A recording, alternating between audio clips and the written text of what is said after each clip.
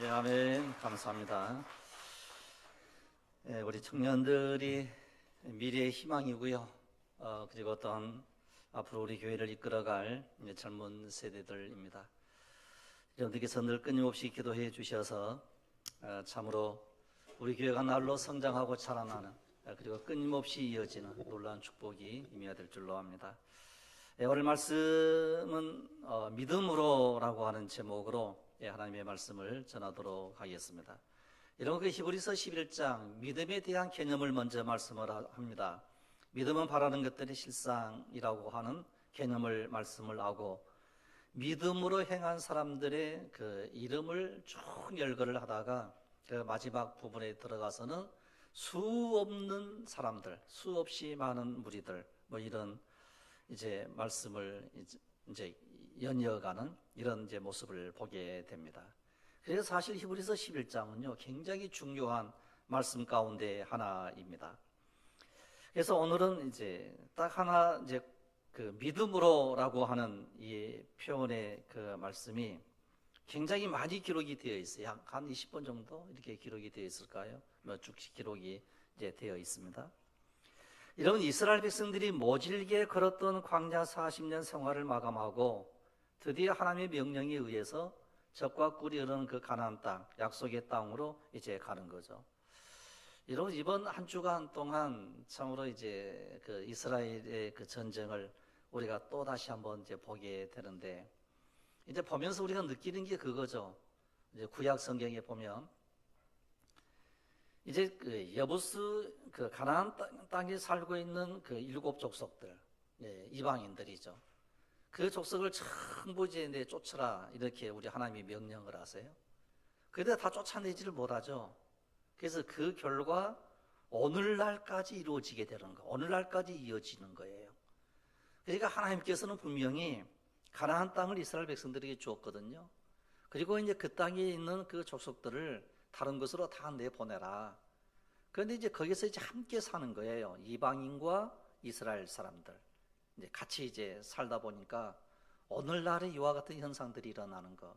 그래서 여러분 그 이제 외형상으로 보여지는 이제 외형으로 보여지는 이제 그 팔레스타인 뭐 이스라엘의 전쟁 이런 어떤 외형적인 것보다는요. 이런 성경은 구원의 역사예요. 구원의 역사를 하나님께서 어떻게 펼쳐나가고 계시는가. 그래서 이제 하나님의 나라가 어떻게 이루어져 가고 있는가. 이걸 우리가 늘 보면서 이 세상에 되어져가는 이 모든 일들 하나하나를 우리가 눈여겨보면서요. 우리가 믿음을 지키는 은혜가 우리에게 있기를 원합니다. 그래서 지금은 어떤 때라고 얘기를 할 수 있는 거 아니요. 믿음을 강조하는 시대. 이제 이때가 됐다는, 믿음을 강조하는 시대가 됐다. 이렇게 이제 보고 있어요. 이런 우리는 반드시 믿음 가지고 살기를 원합니다. 뭐 윤리와 도덕적인 것, 그 다음에 이제 잔혹성, 뭐 이런 전쟁의 폐해 이런 것들로 보면 이제 우리들에게 던지는 질문이 이런 거겠죠. 어느 편에 설 건가? 이스라엘 편에 설 건가? 아니면 팔레스타인 편에 설 건가? 뭐 이런 이제 질문들을 이제 던지면 우리가 참 어려워져요. 어려워져요. 그런데 하나님은 이러한 것보다는요. 구원의 역사를 어떻게 펼쳐나가고 계시는가, 내가 구원을 어떻게 이루어 나가는 줄 아느냐, 이걸 우리에게 묻는 거예요. 여러분, 우리의 소망은요 이 세상에 있는 게 아니에요. 여러분, 우리의 소망은 하늘에 있는 줄로 믿으시기를 바랍니다. 그런데 이 땅에서 우리가 지금 현재 살고 있잖아요. 그러다 보니까 고민과 갈등이 깊어지는 거예요. 이 앞전 주에 말씀드린 대로 이제 하나님의 그 무서운 진노의 심판, 홍수의 심판이 임하게 될 거다. 아직 이루어지지 않는 사건이거든요. 그런데 그 홍수의 심판이 이루어진 거예요. 지금 우리의 시대는 이미 오신 예수 그리스도. 그런데 아직까지 이제 아직 안 오셨거든요. 그러니까 미래에 어떻게 이루어질 건가? 이걸 우리는 아직 모르는 거예요. 그러니까 지금 현재와 미래 사이에, 즉 우리는 그 긴장 속에 사는 거예요. 그러니까 과거를 우리는 알죠. 그다음에 현재를 살고 있는 우리들은 이제 미래에 대한 긴장 속에 사는 거예요. 그 틈을 뭘로 메꾸는가? 믿음으로 메꿀 수밖에 없는 거예요. 여러분, 오늘 우리가 믿음을 우리가 강조하고 믿음이 우리에게 있기를 원하는 간절함. 그래서 하나님께서 우리에게 믿음을 주십시오. 이 간절한 기도가 이 시간 우리의 귀한 기도의 제목이 되기를 원합니다. 이런 이제 이스라엘 모든 백성들이 광야의 40년 생활을 마감하고 하나님의 명령에 의해서 적과 꿀이는 그 가나안 약속의 땅을 이제 나아가라 이렇게 이제 명령을 했는데 그 앞에 여리고 성이 가로막고 있는 거예요. 이 여리고 성이 이제 굳게 이제 여리고 성이 이제 있었고 그 여리고는 굳게 닫혔고 출입하는 자가 없었다 이렇게 말씀을 합니다. 즉 굳게 닫힌 성문은요 이스라엘 백성들의 희망이 막힌 것을 상징적으로 얘기를 해요. 이러면 때로는 열린 문이 돼야 되는데 닫힌 문이 있는 거예요. 그러면 그 닫힌 문 그 속에 우리는 절망에 빠질 수밖에 없거든요. 그 여리고성을 딱 갔습니다. 야, 우리가 적과 꿀이 흐르는 그 가나안 땅을 가려고 하면 이 여리고성을 지나가야 되는데 이 성을 지나가지 못하면 안 돼. 그런데 여리고성의 문이 닫혀 있는 거예요. 들어갈 수가 없는 거예요. 희망이 사라져 버린 거예요. 이런 문이 열려야 갈 수 있는데 문이 굳게 잠겨 있었기 때문에 더 이상 앞으로 갈 수가 없는 거예요. 이스라엘의 힘으로는 더 이상 아무것도 할 수 없는 절망의 순간을 만난 거예요. 이런 우리가 이 세상에 사는 날 동안요 때로는 문이 딱 막히고 길이 막혀 있어서 우리가 아무것도 할 수 없는 절망의 순간이 때로는 우리에게 있어요. 특히 이제 젊은 세대들은 더군다나 더 절망 속에 빠지기가 참 쉽거든요. 이런 우리 인생 속에 절망만 남는 위기의 때가 있더라는 거예요. 우리는 수많은 위기 속에서 살아갑니다. 이스라엘 백성들의 여정에서 만난 여리고성은 현대를 살아가는 모든 성도들에게 동일하게 적용이 되는데 일상에서 만나는 문제들이 마치 여리고성과 같이 희망이 없어 보이기도 한 거예요.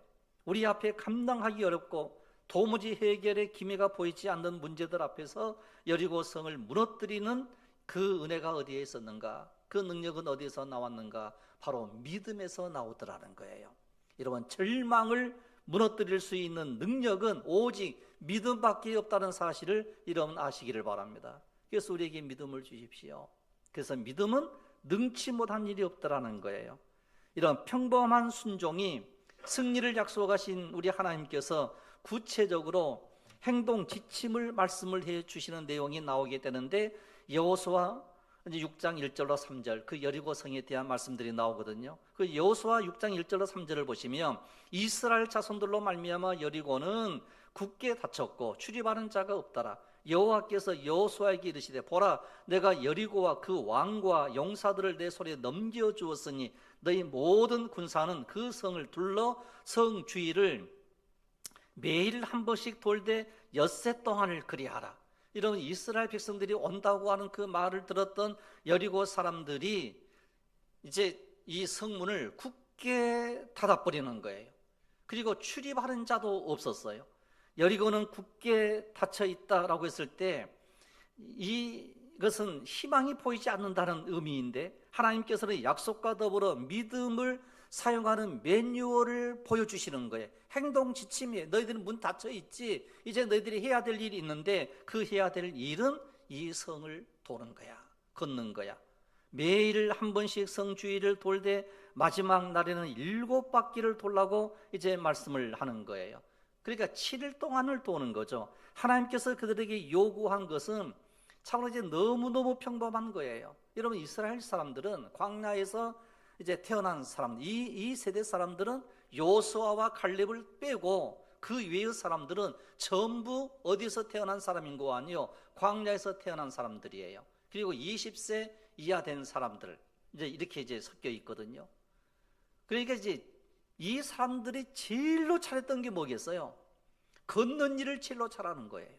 늘 이동하고 이쪽으로 옮기고 저쪽으로 옮기고 걷는 것은 너무너무 잘해요. 이런 우리가 제일로 손쉽게 잘할 수 있는 게 바로 뭐겠습니까? 이런 오늘 우리들이 다 다르겠죠. 뭐 이제 어떤 사람은 걷는 것 잘하고 어떤 사람은 뛰는 것 잘하고 어떤 사람은 은사가 다 다르기 때문에 각각 다른 게 있더라는 거예요. 그런데 하나님께서는 가장 쉬운 걸 주시더라는 거예요. 너무너무 쉬운 걸 우리에게 명령을 하세요. 그래, 너 다시 걷기만 해. 그러면 내가 해줄게 하는 거예요. 여러분, 매일 한 번씩 성주의를 너희가 돌아라 라고 했을 때에 이것은 너무 쉬운 거예요.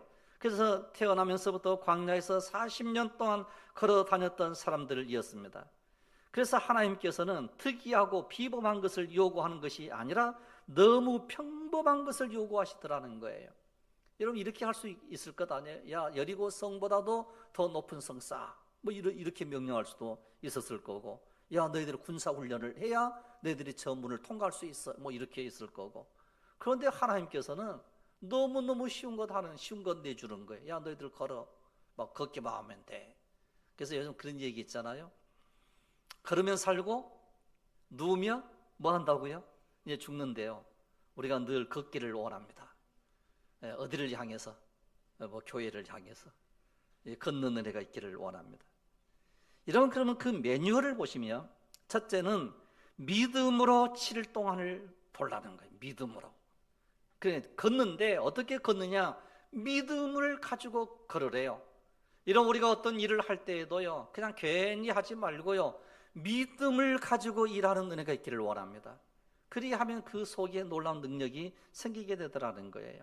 그래서 7일 동안 그렇게 하라, 6일 동안 그렇게 하라, 7일 마지막 동안에까지 그렇게 하라, 이런 말씀이 나오고 있는데, 마지막 날 7일 때에는 7바퀴를 돌아라 그랬을 때에 이 의미를 좀 쉬운 말로 표현을 한다고 하면요, 완전한 믿음을 우리에게 요구하세요. 이런 완벽이 아니고요, 완전한 믿음이에요. 그리고 우리는 완벽하지 못하거든요. 그 때로는 완전하지도 못해요. 그러나 우리 심령 속에 하나님께서 믿음을 주십시오. 이 기도가 필요하다는 거예요. 여러분, 우리가 어떤 일을 하든지 믿음을 가지고 하는 일이 우리 속에 있을 때에 우리 하나님께서는 기적을 베풀어 주시고 역사하시더라는 거예요.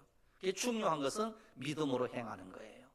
여러분, 우리가 걸어가든지 우리가 일을 하든지 우리가 공부를 하든지 우리가 사업장에서 일을 하든지 이런 건 뭐 상관없어요.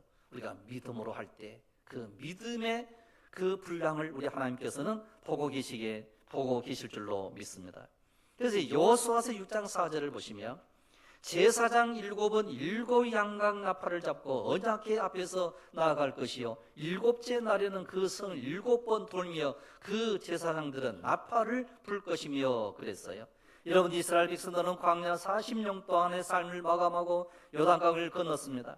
그들은 하나님이 약속하신 축복의 땅에 첫 발을 내딛게 된 이와 같은 시점에 있게 됐을 때 견고하고 우뚝 서 있는 그 여리고성을 보는 순간 그들은 좌절하고 절망할 수밖에 없었을 거예요. 그런데 하나님께서 너희들 절망할 필요가 없어. 내가 행동 지침을 알려줄게. 그것은 믿음으로 걸으면 되는 거야. 이런 이야기를 하고 있는 거예요. 여러분, 엿새 동안은 하루에 한 번씩 모두 6번이에요. 그리고 7째 날은 7번 통합 13번이에요. 전능하신 그 하나님께서 이스라엘 백성들이 한 번만 여리고성을 돌아도 얼마든지 여리고성을 무너뜨릴 수 있는 하나님이신데 왜 하나님께서는 이스라엘 백성들에게 7일 동안 13번씩이나 여리고성을 돌라고 했는가라고 하는 거예요. 하나님이 한 번만 돌면 될 것 아닙니까? 뭐 이렇게 할 수도 있거든요. 그런데 13번을 돌도록 하는 거예요. 이런 여기에서 우리는 알아야 될 게 있는데 여리고성을 무너뜨리는 믿음의 훈련 2가지를 우리가 찾아볼 수가 있습니다. 첫째는 인내하는 믿음이고 즉 때를 기다리는 훈련이에요. 2번째로는 순종의 훈련이에요. 이런 믿음에는 반드시 이 2가지가 필요한데 하나는 인내이고 하나는 순종이라는 거예요. 여러분, 예컨대 아람의 장군이었던 나만이 그의 문둥병을 고치게 됐을 때 그런 자기의 문둥병을 고치기 위해서 하나님의 선지자 엘리사를 찾아왔습니다. 그때 선지자 엘리사가 이렇게 이제 일러주는 거예요. 뭐 이제 좀 긴데 제가 읽어드릴게요. 열왕기하 5장 10절로 14절을 보시면 이런 말씀이 나와요. 엘리사가 사자를 그에게 보내 이르되 너는 가서 요단강에 몸을 7번 씻어라. 내 살이 회복되어 깨끗하리라 하는지라. 나만이 노하여 물러가며 이르되 내 생각에는 그가 내게로 와서 나와 서서 그의 하나님 여호와의 이름을 부르고 그의 손을 그 부위 위에 흔들어 나병을 고칠까 하였도다. 다메섹 강 아바나와 바르바른 이스라엘 모든 강보다 낫지 아니하냐. 내가 거기서 몸을 씻으면 깨끗하게 되지 아니하랴 하고 몸을 돌려 분노하여 떠나니 그의 종들이 나와서 말하이르되 내 아버지여 선지자가 당신에게 큰 일을 행하라 말하였다면 행하지 아니하였으리까 하물며 당신에게 이르되 씻어 깨끗하게 하라 함이리까 하니 나하만이 이에 내려가서 하나님의 사람의 말대로 요단강에 7번 몸을 잠그니 그의 살이 어린아이의 살같이 회복되어 깨끗하게 되었더라 그랬어요. 여러분, 전반부에는 자기 생각이에요. 즉 나만 장관의 자기 생각을 얘기를 해요. 이제 물러가면서 하는 얘기가 내게로 와서 내 생각에는 그가 즉 선지자가 내게로 와가지고 내 상처에 이제 손을 대어 안수하든지 뭔가를 행위를 이제 할 건데 그렇게 하지 아니하고 말만 하라고 그러니 이게 도대체 어떻게 된 거냐. 그리고 요단강에서 이제 몸을 씻으라고 하니 이게 어찌 된 거냐. 우리나라에는 참으로 이제 다메섹 강이 있고 아바나와 바르발이 참으로 이 이스라엘 모든 강물보다 더 훨씬 좋은 강인데 어찌하여 이 강물에 씻으라고 그러느냐. 그리고 그냥 갚버리는 거예요. 그런데 거기에 있는 그 신하들이 내 아버지요 막 이렇게 부르면서 하는 얘기가 이제 그보다 더 큰 일을 이제 행하라고 말하였다라면 행하지 아니했겠습니까? 그리고 막 설득을 시키는 거예요. 이런 믿음은 내 생각이 들어가는 게 아니고요. 믿음은 오직 하나님의 뜻대로 방법대로 하는 게 믿음이라는 거예요. 이런 내 생각이 들어가면 그때부터는 문제가 생기는 거예요. 그러나 하나님의 말씀대로 하나님의 명령하신 대로 행하는 것이 믿음인 줄로 여러분 아시기를 바랍니다. 그래서 믿음이 뭐냐 그랬을 때에 하나님께서 하라고 하는 거예요. 그걸 하는 게 믿음이에요. 그런데 우리는 너무 똑똑해가지고 하나님보다 더 똑똑해가지고 이 나만 장관처럼 이제 내 생각에는 이렇게 들어가는 거거든요. 그런데 이게 진짜 어려운 거거든요. 왠고하며 하나님은 보이지 않아요. 그런데 지금 내 생각은 지금 현재 보이는 거예요. 그래서 믿음이 힘들고 어려운 거예요. 믿음의 길 걸어가는 게 그래서 힘들고 어려운 거예요. 그래서 우리 예수님께서도 말씀하시는 게 좁은 문으로 들어가라 이렇게 우리에게 말씀하는데 그 문은 협착하고 너무 좁다는 거예요. 그래서 찾는 이가 적다는 거예요. 그런데 넓은 문은 그 길이 너무 넓고 문이 너무 크니까 너무 좋아가지고 그쪽이 쉽게 들어간다는 거예요. 여러분, 저와 여러분들은요 믿음을 선택한 사람들이에요. 힘들고 어려운 길을 선택하는 사람들이에요. 그러나 그 문으로 들어가게 될 때 드디어 생명이 우리에게 임하게 될 줄로 믿습니다. 우리는 생명의 길을 걸어가고 있는 사람들이에요. 그래서 나만은 요단강으로 갔습니다. 그는 자기의 몸을 1번 담그고 2번 담갔습니다. 6번 담갔습니다. 그러나 그의 몸에는 아무런 변화가 없는 거예요. 인내가 이때에 필요한 거예요. 그래, 마지막 딱 1번 남았어. 내가 1번만 더 할 거야. 그리고 7번까지 딱 했더니 어린 아이의 살같이 회복이 되어 깨끗하게 됐다는 거예요. 이런 바로 여기에서 우리는 2가지를 발견을 하는 거예요. 하나는 믿음을 발견하는 거고요. 또 하나는 인내를 우리가 여기에서 발견할 수가 있어요.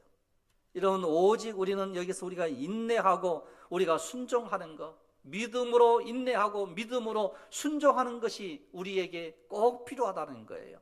이런 순종하지 아니했으면 어떻게 되었겠습니까? 이런 낫지 않았겠죠. 6번 몸 담갔던 것 전부 수포로 돌아갔을 것 아니에요. 그래서 우리는 이런 질문을 해요. 왜 7번이냐? 성경에 7이라고 하는 숫자가 참 많이 나오거든요. 7 그러는데 이것은 이제 우리가 잘 아는 대로 완전하다라는 의미예요. 그러니까 완전하게 너 몸 씻어야 돼 이런 거예요. 그러면 내가 완전하게 씻어줄게. 너 7번 몸 씻어 완전하게 씻으면 내가 그 다음에 또 완전하게 해줄게. 이런 의미거든요. 이런 그래서 오늘 우리들은 믿음의 완전함으로 나아가는 은혜가 우리에게 있기를 원합니다.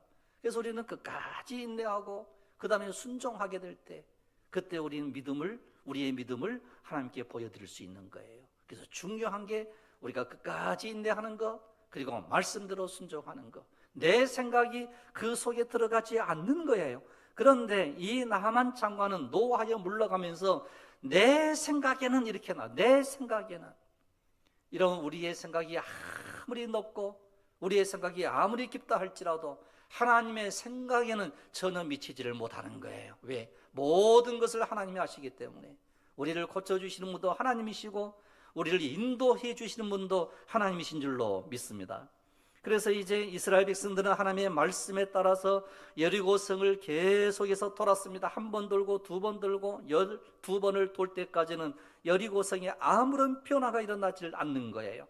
그러나 이스라엘 백성들이 하나님의 말씀에 온전히 순종해서 그리고 인내해서 마지막 13번째 돌았을 때 그 견고한 성은 그들이 보는 앞에서 여지없이 무너져 내렸던 거예요. 이런 놀라운 일이 벌어지는 거예요. 여러분, 하나님의 모든 말씀에 순종하고 우리가 인내하면 모든 열매가 맺어지게 되더라는 거예요. 여러분, 지금 가을이지 않습니까? 여러분, 가을은 어떻게 되었든지 풍성해요. 이번에 이제 감도 잘 안 되고 뭣도 잘 안 되고 이제 그랬다고 그러는데 그럼에도 불구하고 먹을 게 있는 거예요. 여러분, 얼마나 감사한지. 여러분, 이 평화를 위해서요 우리가 끊임없이 기도해야 될 줄로 믿습니다.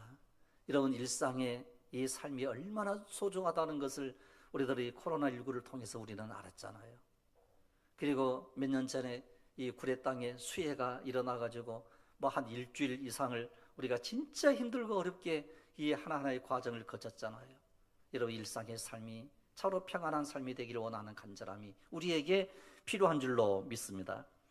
그래서 7이라고 하는 이 숫자와 13번 숫자가 굉장히 이제 중요하다 이렇게 우리가 생각할 수가 있는데 실제적으로는 7번이라고 하는 7이라고 하는 숫자나 13이라고 하는 숫자나 14만 4천이라고 하는 숫자나 이 숫자의 개념은 별로 의미가 없어요. 그럼 뭘 우리에게 강조를 하는 거 아니요? 완전한 믿음을 가지라, 완전한 순종함을 가지라.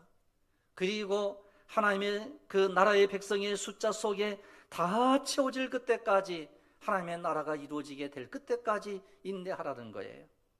이런 하나님의 역사하심은 언제나 하나님의 말씀에 끝까지 순종할 때 나타나기 때문에 우리가 끝까지 순종하는 이 믿음을 우리에게 주십시오. 이 간절한 기도가 우리에게 필요로 하더라는 거예요.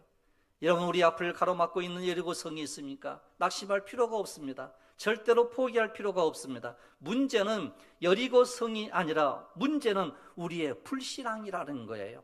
여리고성에 초점을 맞추지 말고요, 신실하신 하나님께 초점을 맞추고 그리고 신실하신 그 하나님을 우리가 바라보게 되면 그 전능하신 하나님께서 여리고성을 무너뜨릴 수 있고 우리의 모든 문제를 완벽하게 해결해 주시는 분은 오직 하나님이신 줄로 믿습니다.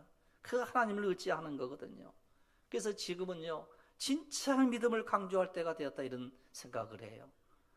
이제 우리는 더 이상 말할 필요가 없어요. 기후변화라든지 전쟁이라든지 기근이라든지 이런 여러 가지 얘기할 게 없어요. 오직 믿음. 그래서 이 시간 우리에게 믿음을 주십시오. 이 간절한 기도가 여러분들의 귀한 기도의 제목이 되기를 원합니다. 이런 요한복음 2장에 보시면 가나의 혼인잔치가 있었거든요. 예수님이 가나의 혼인잔치에서 하인들에게 명령하신 게 뭔고 하니 포도주가 딱 떨어졌을 때에 물을 채우라고 명령을 해요. 이런 성경을 보면 이스라엘의 그 하인들이 가장 중요하게 주된 일을 했던 게 두 가지가 나와요. 하나는 장작 패는 일이에요. 이런 날마다 이제 겨울이 되면 추우니까 장작을 패는 일을 하거든요.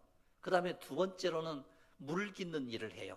이 하인들이 주로 했던 일들이 장작 패는 일과 물 깃는 일을 많이 했어요. 그래서 물 깃는 일은 하인들이 밤낮 하는 일이었어요. 그러니까 매일 물을 길러오는 그 하인들에게 명령한 거예요. 야, 물을 길러다가 너 또 물 길러러 가자니? 예, 물 길러러 갑니다. 그 물을 갖다가 그냥 항아리에다 좀 채워놔. 이거예요. 너무 쉬운 거예요. 어려운 거 시킨 게 아니었어요. 쉬운 거예요. 그래서 이제 물을 이제 부었을 때에 놀라운 일이 벌어지는 거예요. 하인들이 이렇게 얘기할 수도 있어요. 여기에 물을 붓는다고 해서 떨어진 포도주가 해결되겠습니까? 이렇게 말할 수가 있어요. 그러나 주님의 말씀을 따라 순종하는 거예요. 그때 물이 변하여 포도주가 된 줄로 믿습니다. 그러니까 순종이 믿음이라는 거예요. 이런 우리가 말씀대로 순종하는 은혜가 있기를 원합니다.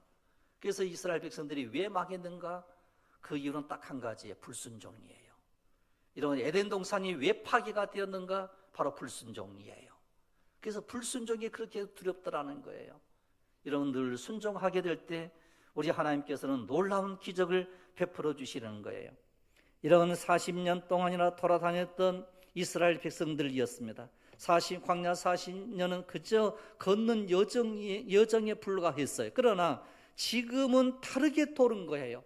뭘 믿고 도는 거 아니요, 하나님의 약속의 말씀을 듣고 도는 거예요. 돌면 이 성이 무너진다라고 하는 약속이 있었어요. 그래서 하나님의 명령은 평범한 명령이에요. 이런 사실 하나님께서요, 오늘 우리들에게 명령하시는 그 명령이 참 많이 있거든요. 성경에 이렇게 해야 되라고 하는 게 있거든요. 근데 실제적으로 보면요, 굉장히 쉬운 거예요. 이런 왜 예수 믿는 사람이 적은 줄 아십니까? 딱 한 가지라고 저는 생각을 해요. 구원 받는 게 너무 쉬우니까. 이런 구원 받는 게 왜 쉬워요? 예수 그리스도를 나의 구주로 영접하고 내가 예수 그리스도를 믿습니다라고 그 믿음 가지고 우리가 살면 성경은 뭐라고 했어요? 구원 얻었다라고 얘기하는 거예요. 너무 우리 예수님께서 쉽게 한 거예요. 이 구원이 이 집에 임하였느니라, 딱 한마디예요. 너무 쉽잖아요. 그런데 여타 종교에서는요, 자기의 자력이 들어가요. 자력이, 내 힘이 들어가는 거예요. 내가 불공을 열심히 들어가지고 뭔가 막 불공을 열심히 들어서 내 공로가 거기에 들어가야 되고, 내 의가 거기에 들어가야 되고, 내 착함이 거기에 들어가야 되고, 뭐 자기의 공력이 거기에 들어가야 돼요. 그런데 이런 우리 예수님께서는 뭐라고 말씀을 하시는 거 아니? 제발 믿어만 다오. 오히려 사정을 하세요. 하나님이 우리를, 피조물인 우리를 향해서요, 자꾸 막 사정을 해요. 제발 믿어만 다오. 그러면 내가 너 구원시켜 줄게. 내가 너 살려줄게. 쉬워요, 안 쉬워요? 너무 쉬운 거예요. 그리고 너희들이 예배만 드려, 예배만 잘 드리면 되는 거야. 기도만 하면 되는 거야. 너무 쉬운데 그 쉬운 일을 막 안 하는 거예요. 어렵다고, 힘들다고. 너무 이런 성경에 보시면 하인들에게, 야, 너 물 갖다가 이제 뭐 항아리에다 가득히 채워. 이것은요, 이 하인들에게 있어서는 너무 평범한 일이에요. 왜? 날마다 그 일을 했으니까. 광야 40년을 걸었던 이 사람들은 걷는 일은 너무너무 잘하는 거예요. 왜? 40년 동안 광야를 걸었으니까. 이런 우리들은 지금 뭐 차를 타고 다니고 뭐 이러다 보니까요, 4km만 가려도요, 너무 힘들고 어려워요. 이제 시내버스를 타고 어디를 간다든지 그럴 때에도 한 블럭만 딱 돼도 그냥 안 걷고 막 차 타고 가고 지하철 타고 가고 그러거든요. 여러분, 옛날에는 시장 오려고 그러면 아침에 출발을 해가지고 점심때 도착하고 잠깐 하고 집에 돌아가면 해지는 거리였어요. 그렇게 늘 걸어도 너무너무 평범한 거거든요. 걷는 게 평범해요. 평범한 그것을 하나님이 여리고성을 너희들이 돌기만 하면 돼. 너무 평범한 것을 시키니까, 야, 이래가지고 여리고성이 무너지겠어? 뭐 이러는 거예요. 그런데 그 든든한 여리고성이 7번째 되는 그날, 그리고 7번 마지막까지 인내하고 순종했더니 그 단단했던 여리고성이 무너지더라는 거예요. 이게 얼마나 놀라울 일입니까? 이런 매일 성경을 묵상하고 기도하며 예배하는 일상의 삶이 너무너무 소중하다는 거예요. 이런 우리가 일상생활을 하면서 일상의 삶 속에 예배드리고 일상의 삶 속에서 기도하고 일상의 삶 속에서 우리는 뭔가를 합니다. 그런데 왜 우리가 실패를 하는가? 바로 그 일상의 삶이 하나씩 하나씩 무너져 내려갈 때, 믿음을 떠나버리게 될 때 문제가 생기기 시작하더라는 거예요. 그러므로 우리가 어떠한 일을 하든지 믿음으로 하는 은혜가 있기를 원합니다. 그런데 이때에 어떠한 말씀을 하시는 거 하니? 침묵하라고 말씀을 하세요. 그런데 이 침묵하라 이 이야기는요, 하나님께서 명령하신 게 아니에요. 여호수아가 생각한 거예요. 여호수아가 이스라엘 백성들이 여리고를 7일에 걸쳐 13번 도는 동안 지켜야 할 독특한 명령을 하는데, 성경을 자세히 보시면 이 명령은 하나님이 아니라 여호수아가 추가해서 명령을 해요. 여호수아서 6장 10절을 보시면 여호수아가 백성에게 명령하여 이르되 너희는 외치지 말며 너희 음성을 들리게 하지 말며 너희 입에서 아무 말도 내지 말라. 그리하다가 내가 너희에게 명령하여 외치라 하는 날에 외칠지니라 그랬어요. 여러분, 왜 여호수아가 그랬을까요? 노파심 때문에 그러는 거예요. 어떤 노파심이 있었을까요? 여리고 성을 광야 40년 동안을 그들은 걸었어요. 광야 40년 동안 생활했을 때에 이스라엘 백성들이 했던 일 가운데 하나가 뭔고 하니요, 원망하고 불평하고 짜증내고, 이걸 계속 할 때마다 하나님께서 죽이고 했어요. 그 옛습관이 나올까 여호수아가 걱정한 거예요. 얼마나 걱정을 했든지 너희들 말하지 말고 그냥 따라오기만 해. 말하지 말고 따라오기만 해. 그 말하면 어떤 말을 이스라엘 백성들이 할 것 같아요? 아마 저 같으면 이럴 것 같아요. 광야 40년 동안 걸었는데 또 걸으라고 그러네. 그럴 것 아니에요? 아마 여러분들도 나와 똑같은 마음일 것 같아요. 그러지 않기를 원합니다. 그래서 이 여호수아가요, 침묵해야 돼, 이렇게 말씀하는 거예요. 여호수아가 이스라엘 백성들에 대해서 너무나 잘 아는 그 특징은 하나님의 은혜 속에 살았던 이스라엘 백성들의 광야 40년은요 감사와 찬송이 아니라 불평과 원망의 역사였던 거예요. 하늘에서 내리는 만나를 먹고 메추라기를 먹는 감격과 감사로 그들은 먹지도 아니하고 이게 뭐야 하고 불평을 했던 것. 그들에게 여리고성은 정말로 난감하고 두려운 존재였던 거예요. 아무리 하나님께서 광야 40년을 기적으로 이끌어 오시고 요단강을 하나님의 능력으로 끝났다 할지라도 여리고성을 눈으로 보니까 불가능하게 보인 거예요. 그래서 예습관이 나올까 두려워가지고 여호수아가 너희들 침묵해야 돼, 말하지 말고 그냥 따라와 하는 거예요. 때로는 우리가 이 교회 생활을 할 때에 목사가 때로는 그럴 수도 있어요. 그냥 말하지 말고 그냥 따라만 오세요, 막 이럴 때 있거든요. 그런데 자꾸 우리는 이 의구심이 생기면서 때로는 막 그럴 수도 있어요. 충분히 이해를 해요. 그래서 말씀을 붙잡는 은혜가 우리 속에 있어야 되는데, 오래전부터 시작되었던 불평과 원망과 의심이 이 사람들에게 있을까 두려웠던 거예요. 습관적으로 광야의 삶은 불평과 원망의 삶이었어요. 예습관이 나올까 염려했기 때문에 여호수아가 너희들 말하지 마라. 하나님의 명령은 아니에요. 이 여호수아가 지도자잖아요. 모세의 뒤를 잇는 지도자잖아요. 절대 말하지 말고 따라오기만 해. 이렇게 얘기를 한 거예요. 이런 에베소서 4장 22절로 24절의 말씀을 보시면 너희는 유혹의 욕심을 따라 썩어져가는 구습을 따르는 옛사람을 벗어버리고 오직 너희의 심령이 새롭게 되어 하나님을 따라 의와 진리의 거룩함으로 지으심을 받은 새 사람을 입으라 그랬어요. 이런 우리가 새 사람을 입은 우리들은 불평과 원망이 완벽하게 이제 없애버리는, 불평과 원망을 완벽하게 없애버리는 새로운 신세대들이 여리고성을 무너뜨리고 그리고 젖과 꿀이 흐르는 그 가나안 땅에 들어갔던 사람들이라는 거예요. 우리는 옛사람이 아닙니다. 우리는 새로운 사람들입니다. 여리고를 무너뜨리는 여호수아와 이스라엘 백성의 그 믿음이 오늘 우리의 믿음이 되기를 원합니다. 강력한 우리의 믿음이 되게 되면 우리가 어떠한 일들이 일어나게 될 건가라고 할 때 절망이 무너지게 되더라는 거예요. 어둠이 무너지게 되더라는 거예요. 이런 우리가 절망의 자리에서 일어나서 우리 하나님께서 명령하신 그 매뉴얼을 따라만 가면 우리 하나님께서 우리를 이끌어 주시고 인도해 주시고 강건케 해주시는 놀라운 축복의 역사가 일어나게 될 줄로 믿습니다. 그럼 우리는 어떠한 일을 믿음으로 해야 되는가라고 할 때 이런 종교개혁자였던 칼빈은 이런 말을 했습니다. 믿음이란 세상에 대하여 눈을 감고 하나님에게 귀 기울이는 것, 이렇게 정의를 내려놨어요.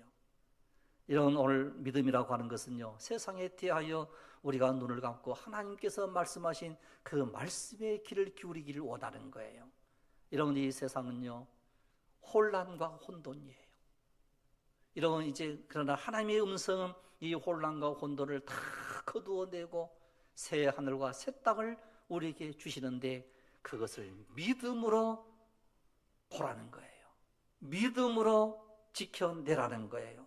이런 것에서 오늘 그 히브리서 11장에 믿음으로 믿음으로 믿음으로라고 하는 말씀이요, 너무너무 많이 한 20번 나와요. 믿음으로 야곱은 믿음으로, 요셉은 믿음으로, 모세는, 그리고 이제 믿음으로 애굽을 떠났고, 그리고 믿음으로 6월절에 뿌리는 것, 믿음으로 7일 동안 여리고성을 돌았다. 그래서 그것이 무너져 버렸다라고 했을 때, 이런 믿음으로 행하는 은혜가 이 시간 우리에게 있게 해주십시오. 이 기도가 이 시간 여러분의 귀한 기도의 제목이 되시기를 주님의 이름으로 축복합니다. 기도드리겠습니다. 걸어가신 우리 아버지 하나님, 현실을 보며 살던 나의 눈이 변하여 하나님의 말씀에 귀를 기울이고, 그리고 또한 하나님께 참으로 가까이 나아갈 수 있는 발걸음이 되게 하여 주시옵소서. 걸어가신 우리 아버지 하나님은 간절히 간구하오니 성령이여 저희들에게 새 힘을 허락하여 주시고 하늘의 신령한 은혜를 주시며 이 땅에 사는 날 동안 절망이 변하여 희망이 되게 하시고 하늘의 영원한 소망을 가지고 이 땅에서 기쁨으로 승리하게 하옵소서. 모든 야다감과 모든 질병이 나사렛 예수 이름으로 떠나가게 하시고 주께서 주시는 놀라운 권능과 능력으로 승리하게 하옵소서. 할렐루야. 감사드리옵고 우리 주 예수 그리스도 이름으로 기도드리옵나이다. 아멘. 이제 우리 다 같이 함께 봉헌 찬송 올려드리겠습니다. 543장을 찬양하시겠습니다.